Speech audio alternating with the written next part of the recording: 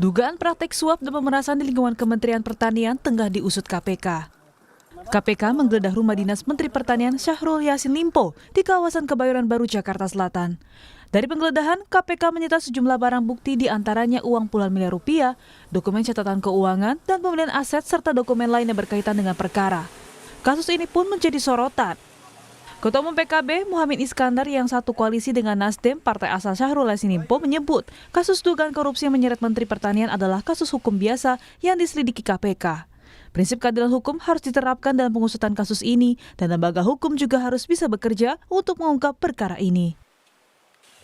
Belum bisa disimpulkan, Wang, ini proses hukum biasa. Saya kira prinsip utama yang harus ditegakkan adalah kedaulatan hukum, persamaan derajat dan kesamaan hak di depan hukum. Jadi silahkan lembaga hukum, KPK, polisi, jaksa bergerak, menindak sesuai dengan kaidah hukum. Selain kasus korupsi, dugaan adanya upaya perintangan penyidikan yang dilakukan saat KPK menggeledah kantor Kementerian Pertanian juga jadi sorotan. KPK menyebut ada upaya dari pihak lain untuk merusak dan menghilangkan dokumen yang diperlukan penyidik KPK saat menggeledah kantor Kementan. Dalam keterangan tertulis melalui pesan singkat kepada Kompas TV, Kepala Bagian Pemerintahan KPK Ali Fikri mengatakan, saat penggeledahan di Gedung Kementan RI di Jakarta Selatan, tim penyidik mendapati adanya dokumen tertentu yang dikondisikan dan diduga akan dimusnahkan. Beberapa dokumen dimaksud diduga kuat adalah bukti adanya aliran uang yang diterima para pihak yang ditetapkan sebagai tersangka dalam perkara ini. KPK juga membantah adanya unsur politis dalam penyidikan kasus dugaan korupsi di Kementerian Pertanian. Ali Fikri memastikan penyidikan itu murni proses hukum. Ini ada kaitannya dengan unsur politis. Kami juga berulang kali sampaikan pada masyarakat dan teman-teman semuanya bahwa kami sadar betul karena ini adalah menjelang tahun politik 2024, semua yang dikerjakan KPK pasti kemudian akan selalu dikaitkan dengan proses politik yang sedang berjalan. Tapi kami ingin tegaskan, dan pada waktunya akan dibuka secara terang, ya, apa yang menjadi alat buktinya, perbuatannya seperti apa, begitu ya, di hadapan majelis hakim tentunya nanti ketika proses penyidikan ini cukup, dilakukan penahanan, dilimpahkan pada proses penuntutan, dan disidangkan pada pengadilan tindak pidana korupsi. Menko Polhukam Mahfud MD menegaskan upaya perintangan penyidikan tersebut harus diusut karena merupakan tindak pidana tersendiri. Ya harus diusut, itu tindak pidana sendiri kalau memang ada ya, saya tidak tahu, belum dengar, tapi kalau itu memang ada harus diusut. Satu korupsinya sendiri, itu adalah tindak pidana, penghilangan dokumen, tindak pidana juga, ada hukumannya sendiri, itu harus dikejar juga. Jelang kontestasi 2024, bukan kali ini saja KPK mengungkap korupsi yang menyeret Menteri Kabinet dari Partai Nasdem. Sebelum penggeledahan di Kementan, mantan Menteri Komunikasi dan Informatika Menkominfo Johnny G. Plate ditetapkan tersangka terkait kasus dugaan korupsi menara BTS 4G tahun 2020-2022. Publik pun menanti hasil penyidikan KPK yang diklaim tidak ada unsur politisasi. Tim Liputan, Kompas TV.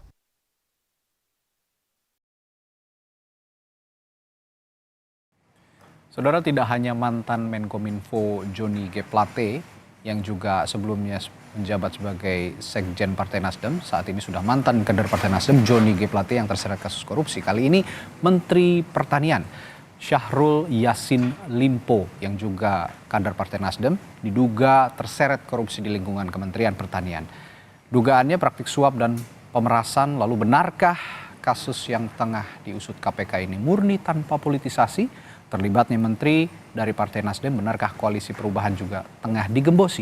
Kami hadirkan perbincangannya dalam Sapa Indonesia Pagi dengan sejumlah narasumber yang hadir di studio. Ada pengamat politik atau analis politik dari Universitas Al-Azhar Indonesia, Ujang Komarudin. Selamat pagi, Kang Ujang. Selamat pagi, Bang Radi. Ya. Dan secara daring ada juga juru bicara Partai Keadilan Sejahtera yang juga anggota Koalisi Perubahan, Pipin Sopian, dan juga peneliti Pukat UGM Zainur Rohman. Selamat pagi Bapak-Bapak. Selamat pagi Mas Radi. Ya, saya ke Kang Pipin dulu deh kalau gitu. Di sebagai orang yang ada di internal Koalisi Perubahan yang juga di situ ada Partai Nasdem sebagai mitra koalisi ya Kang Pipin. Nah, gimana ngelihat tindakan dari Komisi Pemberantasan Korupsi yang kali ini kembali menyebut-nyebut atau menyidik salah satu kader Partai Nasdem yang juga mitra koalisi Anda? Ya tentu ya bahwa kami melihat dan persepsi publik yang terbentuk dengan proses hukum yang dialami oleh mitra kami dari Partai Nasdem, sebelumnya Pak Joni Plate, kemudian hari ini misalnya yang disasar adalah Pak Yassin Limpo. Tentu ini menunjukkan bahwa ada politik tebang pilih yang dilakukan oleh pihak tertentu, terutama rezim saya kira. Jadi dan kalau kita melihat hari ini ada rilis indikator politik ya, survei yang mengatakan bahwa tingkat kepercayaan publik terhadap KPK berbeda dengan dulu, bahwa tingkat kepercayaan kepada KPK itu tinggi. Ya. Tetapi saat ini saya kira ini menjadi evaluasi kita. Dan saya melihat ini sejak awal ya, bagaimana pertarungan dulu ya, revisi Undang-Undang KPK, kemudian pemilihan pimpinan KPK, selanjutnya misalnya terkait dengan 75 penyidik KPK yang tidak lolos seleksi wawasan kebangsaan. Ini rangkaian yang kita lihat ya, kalau misalnya hanya satu fase saja mungkin lain cerita, tetapi kalau kita lengkap melihat bagaimana rangkaian KPK berusaha untuk dalam tanda petik dikendalikan oleh pihak-pihak tertentu, saya rasanya melihat bahwa fenomena saat ini adalah fenomena dari kelanjutan ya, bahwa ada upaya untuk menggunakan KPK untuk sebagai alat politik untuk menekan pihak-pihak lawan politik. Saya kira ini yang dirasakan publik, yang terlihat bahwa kenapa hanya kasus yang dialami oleh lawan politik atau berada di luar pemerintahan yang kemudian ini menjadi satu fenomena yang memperlihatkan hukum kita tidak adil bagi semua. Jadi saya kira kenapa seorang Harun Masihu sampai saat ini tidak ada tindak lanjutnya. Kenapa misalnya kasus IKTP yang menyangkut salah satu calon presiden yang diusung oleh partai lain ya, yang didukung oleh penguasa, tetapi kita tidak tahu kelanjutannya. Jadi bagi kami tentu persepsi publik melihat bahwa oh jadi begini ya caranya. Jadi kita melihat secara umum bahwa ada skenario untuk melakukan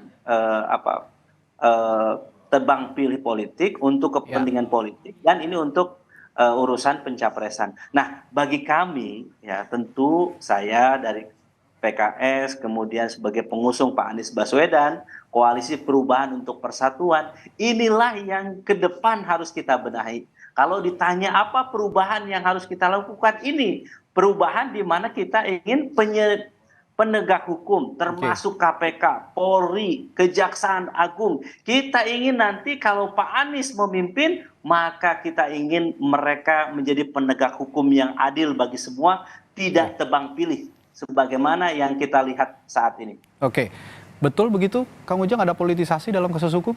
Ya, saya sudah lama ya, Bang Radi, konsisten menganalisa begitu Pak J. Plate itu disikat gitu. Bahasa saya disikat, bukan hanya dicari-cari, disikat. Ini Pak Syahrul Yassin Limpo juga disikat. Nah, dalam konteks itu saya melihat apakah ada politisasi, saya konsisten mengatakan iya gitu. Pertama, kasus ini yang saya lihat nih, sebenarnya ini satu paket kasus antara J. Plate dengan Menteri Pertanian, yaitu Syahrul Yassin Limpo, yaitu awalnya di Kejaksaan. Tapi agar tidak terlihat politis gitu, paham nggak? Jadi agar tidak terlihat politis, kalau di Kejaksaan semua politis nih, akhirnya dilemparlah ke KPK. KPK menangkap gitu. Nah, kalau kita dicari kesalahannya ya pasti ada. Kalau bukti ya kemungkinan juga ada. Pasti ada. Dan memang hukum seperti itu harus dicari-cari barang buktinya. Tapi dalam konteks itu saya melihat yang selalu saya katakan ke teman-teman media termasuk di Kompas TV bahwa sejatinya ini adalah rangkaian daripada persoalan deklarasi terhadap Anies yang dilakukan oleh Nasdem ya di 3 Oktober ya kalau nggak salah ya 2022 yang lalu. Artinya ketika Nasdem berhadapan-hadapan dengan pemerintah, tidak lagi menjadi satu keluarga di pemerintahan, maka harus menerima resiko itu. Resiko tanda petik dikerjai, resiko dicari-cari kesalahannya, bahkan bukan hanya 2 menteri, Bang Radi, 3 menteri sebenarnya yang sedang dicari-cari. Satu lagi Menteri KLH-nya juga sedang dicari-cari kesalahannya. Oleh karena itu, Kalau polanya seperti ini, maka ya mohon maaf penegakan hukumnya nggak bagus, nggak baik. Masa misalkan Pak Cak Imin begitu habis deklarasi hari berikutnya juga diperiksa. Oke. Nah, kemana aja selama ini KPK? Ya. Nah, saya melihat kalau ini terjadi kan begini, penegakan hukum dengan demokrasi ini paralel. Jadi kalau penegakan hukumnya kuat, adil, tidak tebang pilih, transparan, tidak memihak, maka demokrasi akan semakin kuat. Oke. Tetapi kalau misalkan penegakan hukumnya dimainkan, KPK-nya diintervensi, penegak hukum juga yang lain juga sama, maka ya demokrasinya tidak akan kuat, tidak akan sehat. Oke. Oleh karena itu ya demi bangsa Indonesia, penegakan hukum dijalankan, tetapi jangan dikait-kaitkan atau dipolitisasi. Ini yang berbahaya. Apalagi kita tahu bahwa ini sudah masuk tahun politik dan masyarakat melihatnya ya berkesimpulan bahwa ini adalah permainan kekuasaan untuk bermain di wilayah hukum begitu.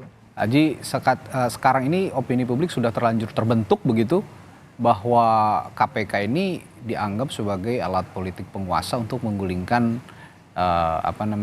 salah satu kubu begitu di Pilpres 2024. Nah, saya akan ke Bung Rohman juga, Bung Zainur Rohman. Jadi gimana untuk membuktikan supaya KPK ini bukan alat politik, meskipun KPK sudah mengatakan ini bukan politis karena proses penyelidikannya sudah panjang dari sebelum tahun politik. Tapi bagaimana membuktikan pernyataan ini kepada publik yang sudah terlanjur terbentuk opininya begitu, Bung Rohman? Ya, Bang Radi, proses hukum itu berbasis alat bukti. Ya mau tidak mau seperti itu. Jadi tidak berbasis opini, analisis, atau hipotesis. Jadi selama ada alat bukti, maka satu indikasi telah terjadinya tindak pidana itu harus diproses dengan penyidikan, dan kemudian dilakukan penuntutan. Kalau tadi disampaikan bahwa bagaimana cara untuk mengetahui ada atau tidaknya faktor non-hukum yang mempengaruhi satu proses hukum. Saya biasanya menggunakan beberapa indikator. Yang pertama adalah kalau tidak ada alat bukti tetapi di proses hukum sekadar untuk menersangkakan, kemudian menyandera. Nah, itu saya bisa katakan itu adalah satu politisasi. Atau yang kedua, dipilih timingnya. Misalnya puluhan tahun didiamkan, kemudian dalam satu momentum diproses. Itu bisa menjadi indikasi adanya permainan politik. Atau yang ketiga, ada sebagian pihak yang diproses, tetapi pihak lain tidak diproses. Itu juga bisa menjadi indikasi. Nah, bagaimana untuk memastikan itu semua? Saya pikir tidak ada mekanisme yang bisa digunakan kecuali model-model pengawasan oleh lembaga-lembaga pengawasan. Nah, lembaga pengawasan yang paling kuat tentu adalah parlemen, DPR. Nah, tadi saya juga sudah mendengar salah satu partai politik di sini ya, Insaf gitu ya, yang mengatakan bahwa revisi Undang-Undang KPK maupun konfigurasi pimpinan KPK ini sangat berpengaruh terhadap berkurangnya integritas dan independensi KPK. Ya PKS, Nasdem, dan yang lain-lain itu kan semua setuju revisi Undang-Undang KPK dalam Undang-Undang 19 2019 gitu ya. Nah, sekarang semua sedang memanen hasil dari kebijakan mereka di masa lalu. Jadi saya sebagai masyarakat sipil juga mengatakan ya ini juga menjadi karma bagi partai politik yang kemarin ikut menyetujui revisi Undang-Undang KPK. Nah, selanjutnya yang menurut saya perlu dilakukan adalah kalau ada partai politik, masyarakat, pihak manapun yang mengetahui adanya dugaan telah terjadinya tindak pidana yang dilakukan oleh siapapun di luar kelompoknya, laporkan kepada KPK. Misalnya ada indikasi nih, ada indikasi kelompok XYZ tidak diproses, ya silakan laporkan, kemudian sampaikan kepada publik untuk bisa ikut melakukan pengawalan.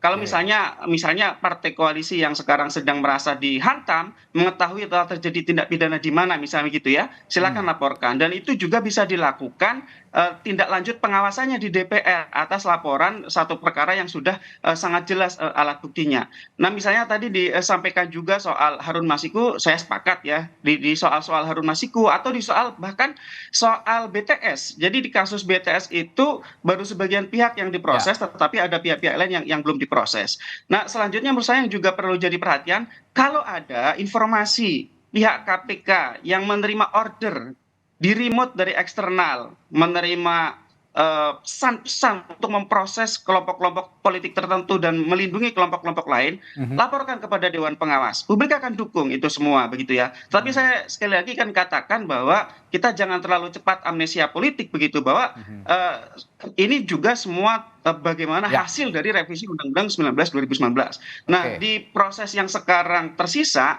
sekali lagi dari aspek hukumnya semua kembali kepada alat bukti. Kalau memang ada alat buktinya, justru menjadi politisasi baru kalau tidak diproses. Saya tidak sepakat kalau ada yang mengatakan bahwa selama proses menjelang pemilu ini hentikan proses hukum untuk perkara tipikor. Itu diskriminasi, itu juga merupakan politisasi. Kalau ada alat bukti, Mas Radi, harus diproses. Kalau ada pihak lain yang belum diproses, silakan gunakan fungsi kontrol di DPR RI, Mas Radi. Oke, nah ini ke Kang Pipin lagi nih, menarik.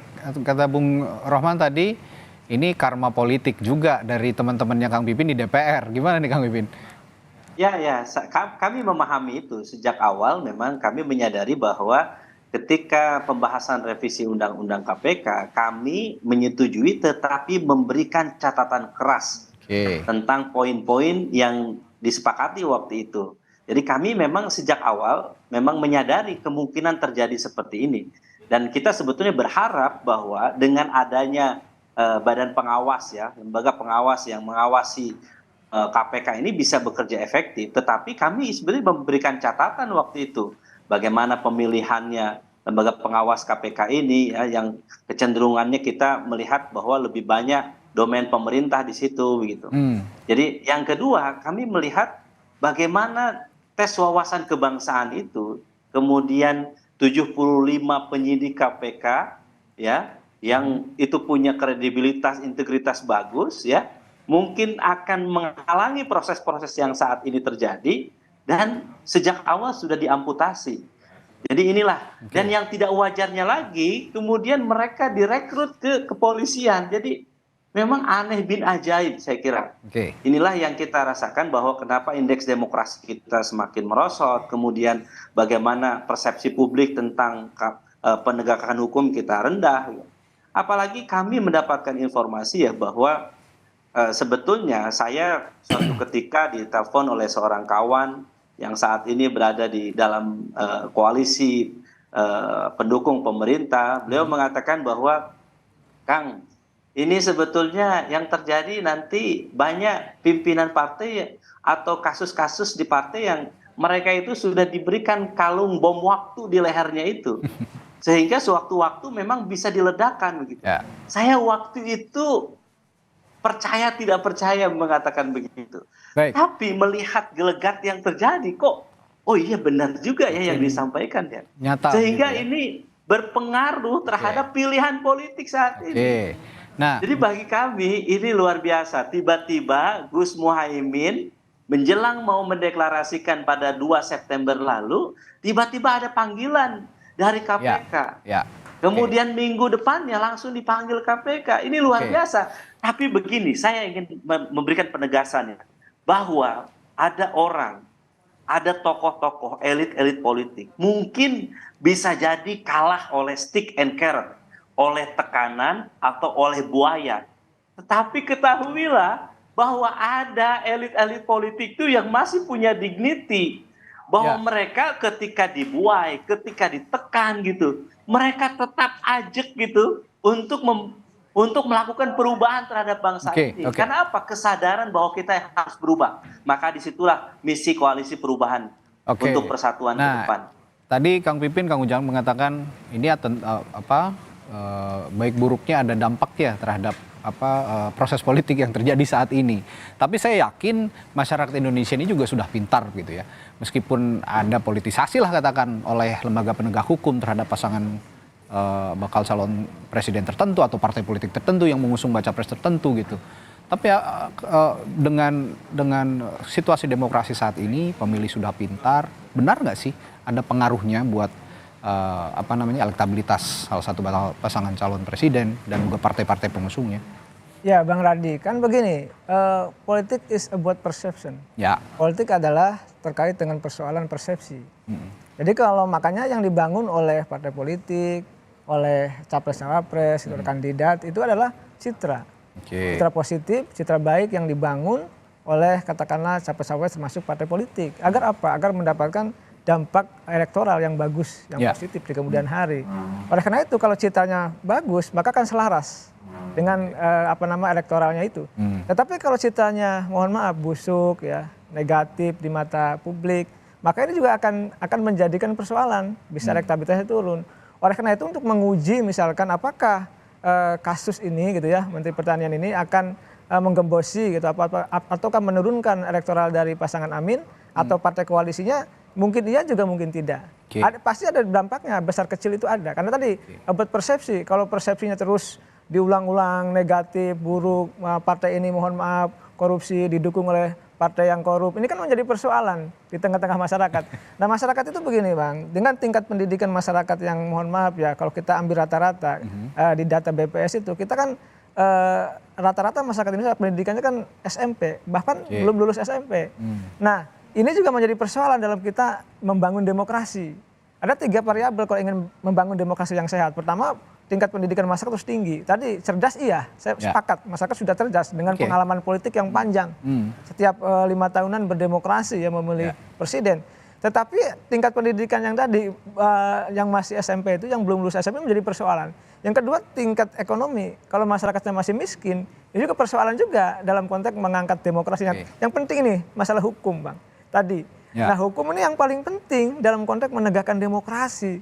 Kalau hukumnya tebang pilih, ya, lalu menghajar lawan, mengamankan kawan, nah ini akan membangun persepsi negatif di mata publik, termasuk akan merusak demokrasi.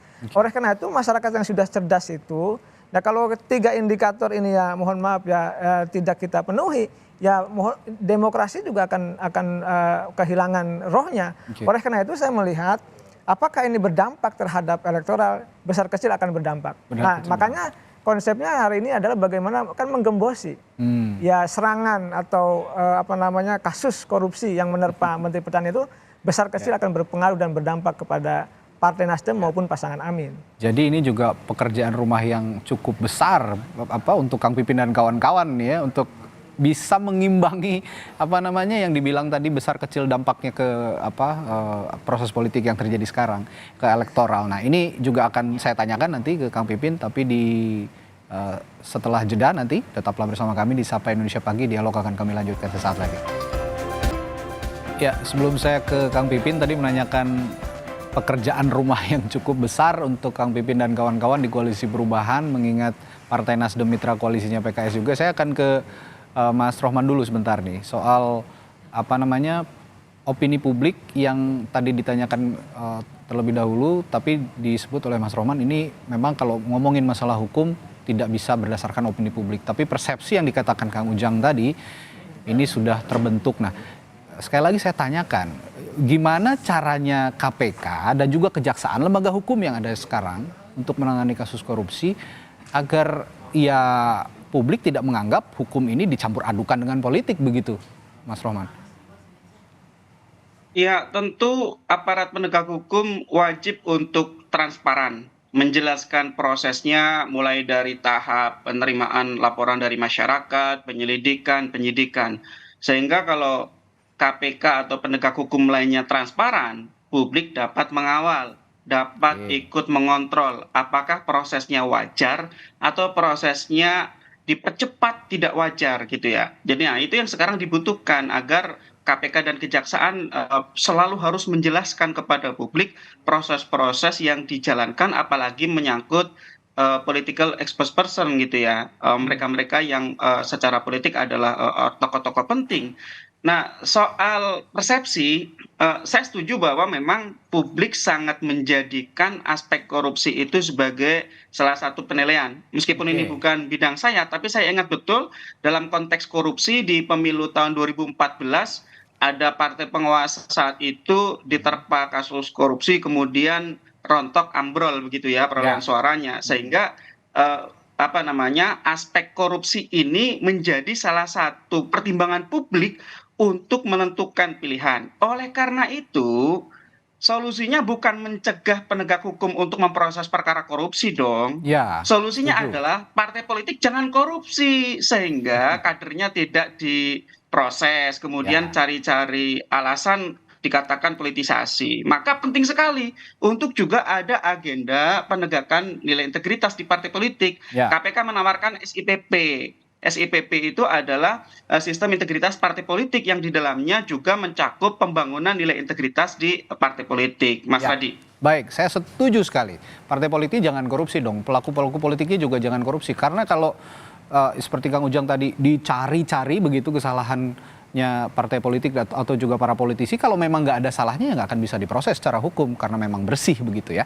Nah, saya ke Kang Pipin tadi sebelum jeda saya tanyakan ke Kang Pipin bagaimana ini koalisi perubahan mengantisipasi dampak elektoral yang disebabkan oleh tersangkutnya beberapa politisi terutama di internal koalisi Anda ke kasus korupsi. Dampaknya untuk Pilpres 2024 terutama untuk pasangan Amin. Apa upaya Anda ke depan? Ya, terima kasih. Saya kira sebelum ke sana saya setuju ya langkah-langkah pencegahan yang sudah dilakukan oleh KPK ya dengan melakukan beberapa program ya pendekatan kepada partai politik ya dengan membuat program SIPP dan yang lainnya, kami mendukung 100%. Itulah yang dilakukan oleh PKS. Dan bagi kami, kenapa saya kira PKS sejak awal berada di oposisi, di luar pemerintahan. Kemudian kami lantang nyaring untuk mengambil satu sikap misalnya berbeda dengan kebijakan pemerintah ya. Dan kemudian saat ini mengusung Pak Anies Rashid Baswedan. Karena kami pastikan Presiden PKS Pak Haji Ahmad Syaihu mengatakan bahwa tidak boleh ada kader PKS, pejabat publik PKS yang bermain hukum. Tidak ada tindak pidana korupsi. Kami menyebutnya zero case. Tidak ada kasus hukum, tidak ada kasus moral yang kita harapkan supaya amanah publik, amanah kader struktur PKS ini kalau mau menjaga memang semuanya harus tertib. Jadi itu yang kami lakukan. Tapi ketika ini terjadi kepada mitra kami, kemudian kami melihat ada upaya untuk melakukan framing atau kebijakan tebang pilih yang dilakukan oleh penegak hukum, tentu yang kami inginkan, saya setuju 100% apa yang disampaikan oleh Bang Rohman, bahwa tidak boleh ada yang menghentikan, silahkan diproses hukum semuanya. Jadi itu yang harus dilakukan. Jadi kalau misalnya yang disasar hanya kawan kami dari Nasdem, pertanyaannya, apakah tidak ada kasus hukum dari kawan kami yang dari PDIP, Golkar, dan yang lainnya? Jadi pertanyaan itu yang tentu kami sangat bersyukur. Di sini ada Kang Ujang, Mas Rohman, yang memiliki persepsi yang sama dengan kami bahwa ini nampak sekali ada upaya politisasi, ada upaya penggembosan. Jadi yang kami lakukan saat ini, kami konsisten. Menyampaikan kepada publik bahwa apa yang dilakukan oleh Pak Anies ke depan, apa yang dirubah, kami ingin merubah penegakan hukum yang adil bagi semua. Equality before the law itu ditegakkan ke depan. Tidak ada lagi pihak masyarakat kecil yang terdampak oleh kasus-kasus hukum ya, di mana kalau misalnya kita mengkritik pemerintah maka dicari kesalahan-kesalahannya. Tetapi kalau kita pendukung pemerintah maka itu dibiarkan saja. Tentu saya kira publik juga semakin cerdas, mudah-mudahan dengan upaya ini ya publik nanti bisa melihat ya apa yang dilakukan oleh penegak hukum memang itu seakan-akan kita tampak adalah bahwa ini sesuai dengan proses hukum yang berlaku, tetapi framing publik bahwa ada seakan-akan agenda setting yang dilakukan oleh penguasa untuk menyudutkan pihak tertentu, seakan-akan memang kami tidak pro penegakan hukum.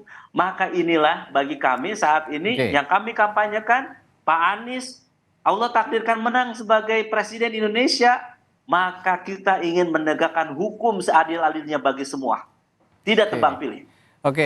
Saya tertarik dengan pernyataannya Bung Zainur Rohman juga nih Kang Ujang tadi, kalau mau memang tidak dipersepsikan hukum itu dicampur adukan dengan politik, ya partai politiknya jangan korupsi lah. Jadi mau diubek-ubek kayak gimana juga partai politiknya kalau memang nggak korupsi ya nggak akan disasar begitu seperti kata Kang Ujang, dicari-cari begitu. Nah di momen-momen mendekati pesta demokrasi, transparansi partai politik untuk sebagai apa namanya akuntabilitas partai politik untuk pertanggungjawabannya kepada publik, sejauh ini Anda melihatnya seperti apa? Ya, pertama begini Bang Radi, ada partai politik kan di hulu ini. Ya. Hilirnya itu kan apa namanya kepemimpinan, artinya produk kader yang dihasilkan. Jadi di sini ada partai, kaderisasi, pelembagaan partai ini, apakah memang bisa diukur atau tidak, misalkan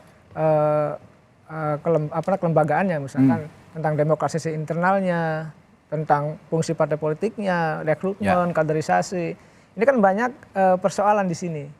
Maka yang dihasilkan adalah ya misalkan kader karbitan, ya tidak berkualitas, sehingga dalam konteks penyelenggaraan negara ini kan nggak bagus, nggak baik. Karena tadi ada kader comot, karbit, tahu-tahu jadi kasih kartu anggota, jadi wali kota, bahkan ingin jadi cawapres dan lain sebagainya, problem. Oleh karena itu tadi dalam konteks untuk membangun sebuah institusi partai yang terlembagakan, ya artinya fungsi-fungsi kepartainya jalan gitu.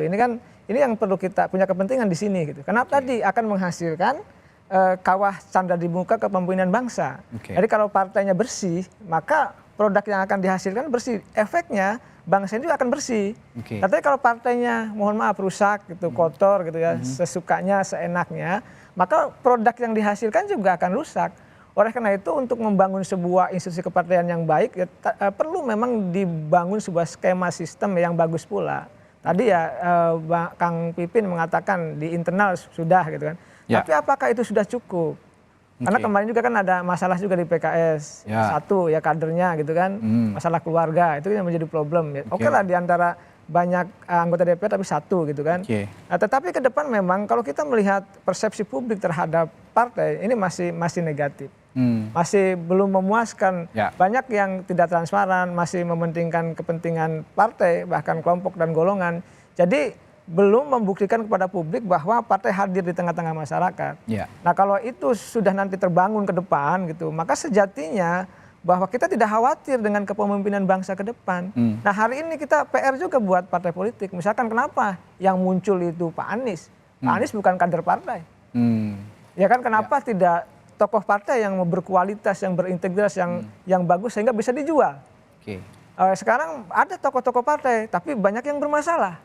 Nah itu kan indikator bahwa selama ini partai politik masih banyak yang bermasalah. Oleh karena itu tugas kita bersama mendorong partai politik, Kang Pipin ya, Bang Rohman, untuk tadi membangun institusi partai, membangun jati dirinya agar apa? Agar menghasilkan produk kepemimpinan bangsa yang bagus, yang berkualitas. Ya. Saya juga tergelitik sebenarnya dengan gelagat cara kerja KPK saat ini dan juga kejaksaan begitu ya dalam mengenangani kasus-kasus hukum terutama kasus korupsi yang punya dampak cukup besar untuk memberikan publik persepsi negatif terhadap partai politik gitu. Nah, ini saya akan tanyakan ke Bung Rohman. Kalau melihat KPK dan kejaksaan sekarang, kenapa bisa begini ya? Karena saya lihat dulu nggak seperti ini begitu. Mereka benar-benar profesional menangani kasus hukum tanpa ada tebang pilih begitu. Kenapa kok sekarang bisa begini? Anda melihatnya kenapa ini begini, Bung Rohman? Ya, saya melihatnya kalau yang kejaksaan sih belum terlalu berbeda ya antara dulu dan sekarang. Mungkin yang orang melihat sangat kontras itu KPK. Ya, saya setuju. Saya melihat memang karena derajat independensi KPK itu rontok. Di dalam Undang-Undang KPK 19/2019 itu KPK dimasukkan dalam rumpun kekuasaan eksekutif. Pegawainya dijadikan PNS.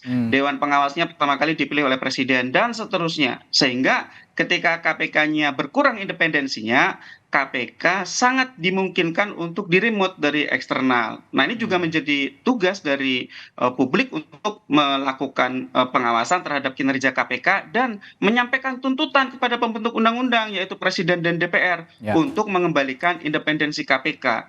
Nah cerita soal kasus-kasus yang melibatkan para politisi ini kan tidak akan muncul kalau kepercayaan publik kepada KPK itu tinggi gitu ya. Dan saya juga melihat sampai saat ini tidak ada cara lain, ya sudah proses hukum mereka-mereka yang memang benar-benar ada alat bukti menunjukkan mereka melakukan perbuatan pidana. Yang kedua adalah KPK-nya itu harus transparan kepada publik, harus menyampaikan informasi-informasi mengenai prosesnya sehingga publik bisa melakukan pengawasan, pengawalan, bisa menilai apakah wajar atau tidak wajar. Yang ketiga adalah institusi-institusi pengawas. Dewan Pengawasnya kasih dong input dari masyarakat, dari parpol mengenai kelakuan mereka-mereka di internal KPK yang dianggap sebagai pelanggaran kode etik. DPR ini kan juga bisa melakukan fungsi kontrol, bisa melakukan rapat dengar pendapat, memanggil KPK, kemudian meminta akuntabilitas perkara-perkara yang dituduh sebagai perkara bermuatan politik. Itu bisa dilakukan termasuk oleh Nasdem, oleh PKS, oleh PKB dan seterusnya. Itu dimungkinkan. Apakah itu sudah dilakukan? Sepertinya juga belum gitu ya. Intinya saya ingin mengatakan bahwa dalam situasi yang seperti ini memang bagi publik ini menjadi pembelajaran politik yang penting. Bagi publik dari aspek hukum tentu lebih suka dong kalau elit-elit ini saling bongkar daripada saling tutup. Tetapi publik juga memang berharap agar proses penegakan hukum itu tanpa pandang bulu, adil, juga bisa berlaku untuk semua, equality before the law itu tadi. Nah itu tadi menurut saya memang ada jatah kerjaan PR dari publik, dari parpol, dari KPK, juga memang kita punya agenda ke depan bagaimana mengembalikan independensi KPK agar KPK itu steril dari bentuk-bentuk intervensi kekuasaan manapun. Itu yang memang tugas paling berat, mengubah kembali Undang-Undang 19 2019, Mas Radi. Ini kan sekarang mau pesta demokrasi dan juga akan ada transisi pergantian kepemimpinan begitu ya. Dan otomatis kita juga punya harapan besar kepada calon pemimpin kita yang baru begitu nantinya bisa membenahi lagi KPK supaya powernya juga bisa kembali kuat begitu. Karena saat ini juga kita lihat lebih banyak kasus-kasus besar korupsi terutama ini ditangani oleh kejaksaan. Apa yang menyebabkan kejaksaan ini porsinya sekarang lebih tinggi daripada KPK ya, Mas Rohman? Ya, itu juga dipengaruhi banyak faktor ya. Yang pertama jelaslah KPK itu kan berkurang darah merahnya 74 orang. Mau bagaimanapun mereka adalah banyak penyidik senior, juga banyak fungsional-fungsional yang selama ini menjalankan tugas-tugas penting di KPK. Benar, orang bisa silih berganti, orang bisa di-replace, tetapi tidak sebentar untuk membangun skill, untuk membangun pengalaman, untuk membangun apalagi integritas. Nah, ini juga menurut saya juga menjadi salah satu faktor kenapa KPK saat ini tidak punya kasus yang bernilai strategis. Mungkin hanya 1-2, mungkin seperti Mahkamah Agung atau sebelumnya Menteri Kelautan dan Perikanan yang dalam kasus benih lobster. Nah, kalau tadi ditanyakan kenapa sekarang kejaksaannya yang naik, ya saya sih senang kalau kejaksaan memang naik, artinya mereka menjawab challenge dari publik yang selama ini menganggap kejaksaan dan kepolisian prestasi dan kinerjanya itu kurang memuaskan. Nah, kejaksaan punya prestasi yang sangat bagus di beberapa kasus. Jiwasraya, Asabri, Surya Darmadi, minyak goreng, dan sekarang BTS Kominfo. Jadi ya kita apresiasi. Bagi yang menjalankan tugas dan kinerja yang baik, kita apresiasi. Bagi yang diragukan kinerjanya, apalagi independensinya, ya kita kritik, Mas Radi. Ya saya sepakat sebenarnya ya kalau kejaksaan sekarang punya kasus-kasus besar yang ditangani itu sangat baik. Tapi juga semua lembaga hukum kita harapkan bersama mulai dari kepolisian, KPK dan kejaksaan juga bisa sama-sama justru membahu-membahu memberantas kasus-kasus korupsi begitu yang ada di Indonesia. Oke, terakhir ke Kang Pipin sebelum saya tutup dan juga Kang Ujang, saya ke Kang Pipin dulu. Sekarang ini kan opini publik sudah terbentuk seperti yang Anda bilang tadi bahwa ada politisasi lah dalam kasusnya Pak Syahrul Yassin Limpo gitu ya, yang juga Partai Nasdem mitra koalisi Anda. Nah, ini kalau Anda ngelihatnya justru ini berdampak ke elektoral atau justru menguntungkan? Bisa saja ini kan menguntungkan begitu Kang Pipin, karena bisa di counter bahwa ini ya boleh dikatakan lah ini kasus kriminalisasi begitu.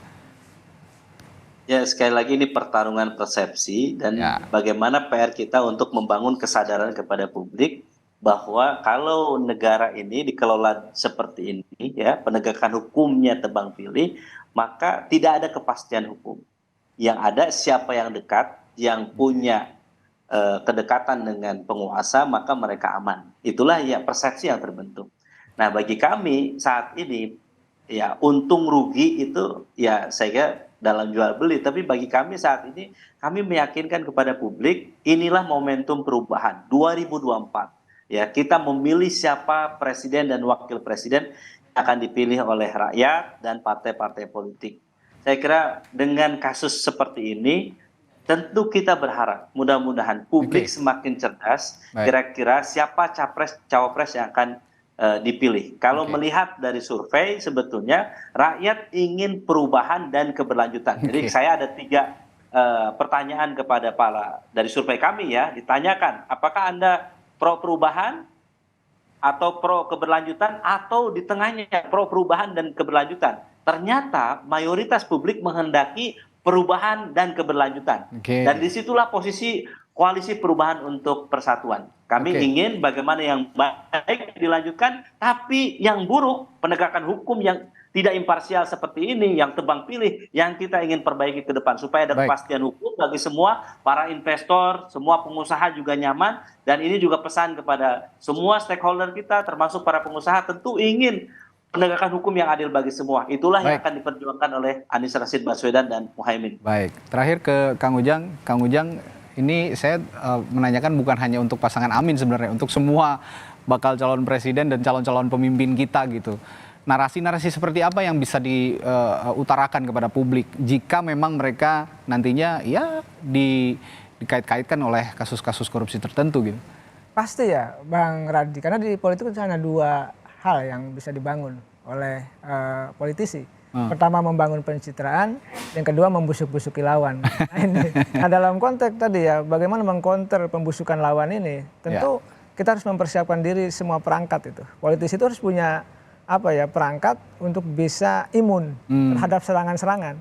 Ya di saat yang sama juga membangun persepsi yang positif misalkan bangun integritasnya. Lalu masyarakat juga menilai bahwa mereka mampu. Lalu juga jangan lupa bahwa mereka berprestasi dan bangun juga konsepsi bahwa perdebatan ide gagasan yang harus dimunculkan. Itu yang harus sebenarnya dibangun dalam Pilpres 2024 nanti. Dan integritas ini juga jangan hanya pas mau pemilu aja gitu ya, ditunjukkan kepada publik. Investasi politik kan lama sebenarnya. Betul, integritas ini kan hadir pada tokoh yang memang sudah lama berjuang. Dan dihasilkan dari track record yang panjang dan lama. Oleh karena itu ya kita bahasa politik kita nilai, kita kuliti apakah bersih atau tidak, kan akan kelihatan tuh figur sosok capres-cawapres yang berkualitas itu akan ditemukan oleh masyarakat, Bang Radi. Narasi seperti itu, seperti Kang Ujang yang harus diungkapkan kepada publik sehingga kita juga bisa memilih pemimpin dengan nyaman, terutama untuk isu-isu korupsi yang bersih mana gitu, kita bisa mencermati bersama. Terlepas dari adanya intervensi politik terhadap kasus hukum, jika publik menilai itu sudah bersih, pemimpin yang bersangkutan sudah bersih, pasti akan tetap dipilih begitu ya. Baik, terima kasih Kang Ujang Komarudin, pengamat politik dari Universitas Al-Azhar, lalu juga ada dari Pukat UGM, Bung Zainur Rohman, dan juga juru bicara Partai Keadilan Sejahtera Pipin Sopian yang juga mitra koalisinya Partai Nasdem ya. Terima kasih ya Bapak-bapak, selamat pagi, sehat selalu. Sama-sama Bang Radi, Bang Rohman, Kang Pipin. Saudara,